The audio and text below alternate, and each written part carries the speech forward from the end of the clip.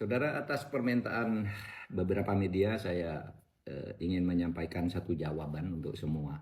Pertama, memang situasi sekarang ini mencekam, ya, karena peristiwa demo di DPR yang menimbulkan banyak korban dan kerusuhan yang meluas di seluruh tanah air, sehingga harus segera diselesaikan oleh pihak yang berwenang dan berwajib. Kita tentu mendukung demo dan protes-protes itu 100% mendukung. Jika ada ketidakpuasan atau anggapan kesalahan dari para pengelola pemerintahan dan lembaga-lembaga politik, kita setuju, perkeras saja protes. Kita mengerti itu. Tetapi yang terjadi sekarang mungkin sudah terlalu jauh. Satu, sudah menewaskan saudara Afan yang di DPR itu. Jangan lupa, di Makassar juga diberitakan hari ini 3 orang tewas ketika gedung DPRD itu diserbu oleh massa dan dibakar. Nah, di Bandung polisi itu dikejar-kejar habis oleh massa, sampai lari berhamburan, ditangkap, ditendang gitu. Itu sudah tidak sehat. Tetapi juga di gerbang Pemuda Sentral di Jakarta ada video beredar sekelompok brimob menangkap seseorang yang sedang demo, lalu dibawa ke flyover, dia sendirian dikeroyok, ditendang dan dipukul rame-rame. Banyak juga polisi yang berbaring di rumah sakit dalam keadaan luka parah. Bahkan ada polisi yang diculik dari Brimob Metro yang wajahnya luka luar biasa, bahkan badannya juga dipaku.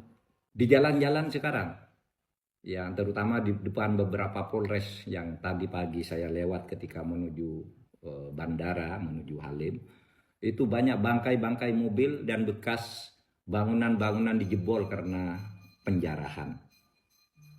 Oleh sebab itu, saudara, mari kita sadari bahwa ini tidak bagus, harus kita selesaikan. Para demonstran saya tetap mendukung, tapi mari terukur juga agar negara ini selamat. Kepada petugas lapangan juga supaya tidak sewenang-wenang. Saya paham petugas lapangan itu terjepit. Di satu sisi dia harus bertugas mengamankan situasi, misalnya tidak boleh sampai pagar DPR itu jebol atau pintu-pintu tertentu di DPR jebol. Itu saya memahami, itu tugas aparat yang merupakan perintah dari atasan. Tapi juga dia di lapangan menghadapi massa yang sudah mulai sangat marah.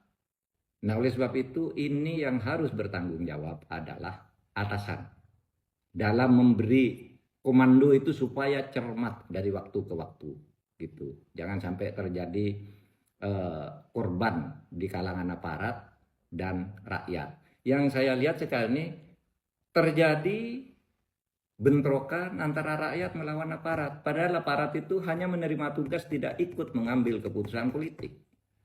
Jadi korban. Polisi jadi korban. Rakyat jadi korban. Oleh sebab itu ini harus diselesaikan. Masalah utamanya apa? Ya. Masalah utama yang kita lihat itu adalah akumulasi kekecewaan memang.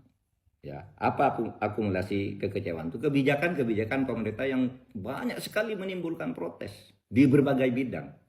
Ya, dan hampir setiap saat protes-protes itu muncul, tetapi penyelesaiannya tidak jelas. Hanya seperti ngasih permen lalu timbul lagi kebijakan-kebijakan yang menjadi persoalan baru bagi masyarakat. Kemudian banyak politisi yang arogan, tidak punya empati terhadap kehidupan masyarakat, sehingga menimbulkan reaksi yang kemudian memanas. Lalu saya melihat juga tak menentunya proses penegakan hukum.